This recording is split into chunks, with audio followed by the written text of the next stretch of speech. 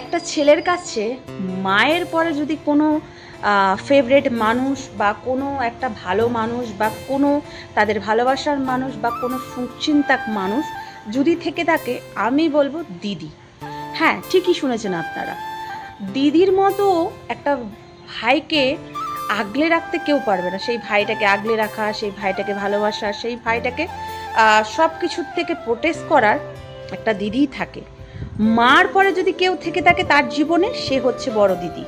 হ্যাঁ, কেননা আজকে আমি একটা ভিডিও দেখছিলাম, এক ভাইয়ের জন্য তার দিদি পুরো জীবনটা স্যাক্রিফাইস করেছে। তার ভাইয়ের একটা শরীরের প্রবলেম ছিল বলে সেই দিদিটা বিয়ে না করে, সেই দিদিটা নিজে কাজ করে ডাল পারুক নুন পারুক সেই ভাইটার জন্য সারাটা জীবন স্যাক্রিফাইস করে দিয়েছে। আজকে সেই ভাইটা নেই, কিন্তু দিদির জীবনটা এরকমভাবেই চললো, কিন্তু তার কোনো তাতে আফসোস নেই। কেননা ওই যে দিদি। আর একটা দিদির কাছেও সব থেকে প্রথম সন্তান হলো তার ভাই। হ্যাঁ, আমার কাছেও তাই। আমার কাছেও আমার ভাই আমার প্রথম সন্তান। তাই জন্য আমি প্রত্যেকটা দিদি আর ভাইয়ের সম্পর্কটা হচ্ছে খুনসুটির সম্পর্ক, ভালোবাসার সম্পর্ক। সব থেকে ভালো সম্পর্ক হচ্ছে দিদি আর ভাইয়ের সম্পর্কটা। একটা দিদি যখন তার ভাইকে ছোট্ট ছোট্টভাবে কোলে নেয়, প্রথম তার ভাইকে যখন কোলে নেয়, তখন সব থেকে ভালো প্রথম সন্তান হচ্ছে তার ভাই। কেননা সবার পরে যখন পুত্র সন্তান সে জন্ম দেবে, সে লালন পালন করবে, সেটা আগের কথা, কিন্তু সবার প্রথমে আগে যা লালন পালন করবে তার ভাইকে।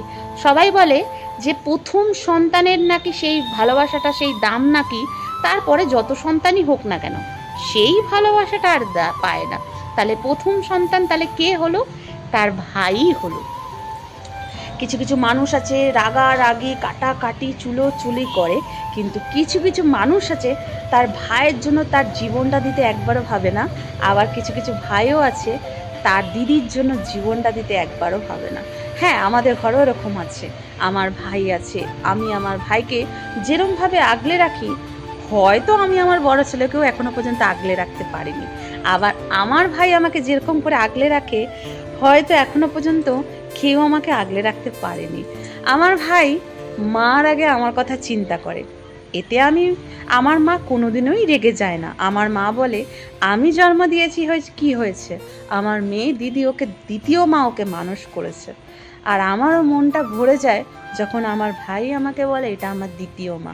এর থেকে সুখের আর কিছু হতে পারে বলুন তো?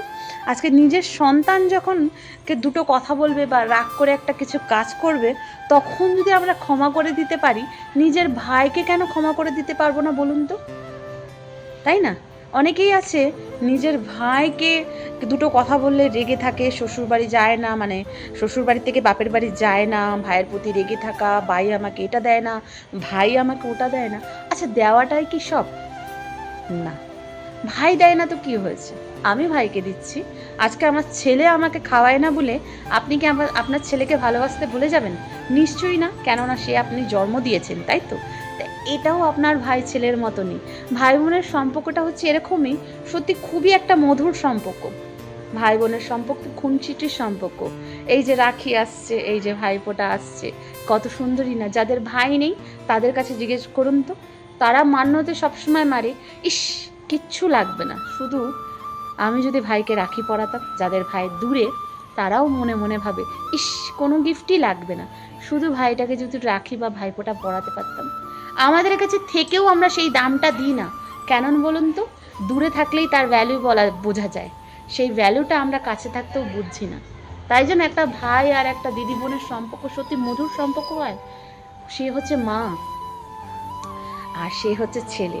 মা ছেলের সম্পর্কটা যেরকম বন্ধুত্বর মতো কিন্তু হতে পারে না, কিন্তু ভাই বোনের সম্পর্কটা মধুর মতো বন্ধুত্বর মতো হয়, আবার মারামারির মতো হয়, আবার মার মতো ভালোবাসার মতনই হয়।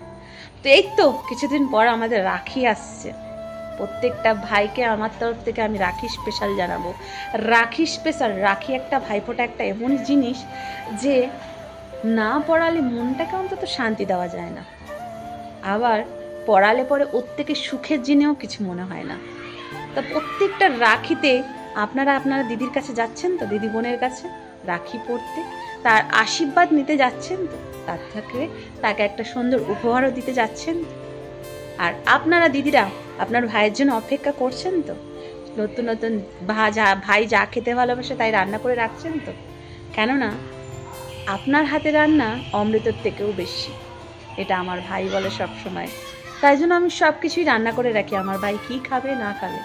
ভাই জীবনে একটাই, ওর জায়গা কেউ হয়তো নিতে পারবে না, তাই জন্য ওকে আগলে রাখার দায়িত্ব। যখনই মনে মনে ভগবানের কাছে চাই তখনই একটা নাম অন্তত থাকে, সেটা হচ্ছে আমার ভাই। প্রত্যেকটা ভাই বোনকে আমি আমার তরফ থেকে রাখি স্পেশাল শুভকামনা জানাচ্ছি। আপনারা প্রত্যেকটা ভাই বোন এরকমই থাকবেন, আগলে থাকবেন। মান অভিমান তো সব কিছুই থাকে জীবনে, কিন্তু এই দিনে অন্তত রাখি ভাইফোঁটার দিনে সব কিছু পাশে রেখে আপনি যান না আপনার ভাইকে রাখি পরাতে। পড়বে না? কেন পড়বে না? নিশ্চয়ই পড়বেন। বলে না, আপনি গিয়ে একবার দেখুন না, বা দিদি যদি না আসতে পারে কোনো কারণে, ভাই অন্তত দিদির কাছে চলে যাবেন রাখি পড়তে। সে রাগ করে থাকলেও, দুটো কথা বললেও ওটাকে আশীর্বাদ মনে করবেন। কেন বলুন তো? মা বাবা যেরকম বকলে পরও আশীর্বাদ, সেরকম দিদিও তো মার মতনই, তা সে বকলেও ওটা আশীর্বাদই মনে করবেন, যতই ওপরে ওপরে দুটো কথা বলুক। কিন্তু একটা জিনিস মনে রাখবেন, কোথাও না কোথাও মনে আপনার প্রতি ভালোবাসা আছে। সেরকমও মেয়েরা যদি ভাইকে আমরা বলতে না পারি তোকে আমি ভালোবাসি, ছেলেরা তো আরও মুখ ফুটে বলতে পারে না, তা বলে কি তারা আপনাকে ভালোবাসেন? নিশ্চয়ই দায়িত্বর কাছে, কিছু কিছু পেশারে, কাজের পেশারে আপনাদের সময় দিতে পারে না, আপনাদের খেয়াল রাখতে পারে না, আপনাদের খবর নিতে পারছে না, তা বলে আপনাকে ভালোবাসে তা না। ভালোবাসে না যে সেটা না, আপনাকে ভালোবাসে। সেই সম্পর্কগুলোকে আবার বেছে আনুন না, আবার ঘুরিয়ে ফিরুন। হ্যাঁ জানি রোজ কথা হয় না, সপ্তাহে একদিন আপনি কথা বলবেন, ভাই কথা বলছে না তো কী হয়েছে, আপনি করবেন। আমি বলছি না যে এইগুলো খুব সিলি কথা, কিন্তু একবার ট্রাই করে দেখুন। ভাই বোনের সম্পর্ক সত্যি মার মতো মধুর সম্পর্ক। তা আমার তরফ থেকে সবাইকে রাখি স্পেশালে হ্যাপি রাখি। প্রত্যেকটা আমার ভাইকে, যারা যারা আমার ভিডিও দেখো, প্রত্যেকটা আমার ভাইকে হ্যাপি রাখি। তোমরাও নিশ্চয়ই আমার বাড়িতে চলে আসবে, বা শুভকামনা তোমাদের। তোমরা সবসময় ভালো থাকবে, সুস্থ থাকবে, এটাই আশা করি। আর ভিডিওটা যদি ভালো লেগে থাকে, লাইক, সাবস্ক্রাইব, শেয়ার করতে ভুলবে না। আর যদি ফেসবুক হয়ে থাকে, ফলো করতে ভুলবে না।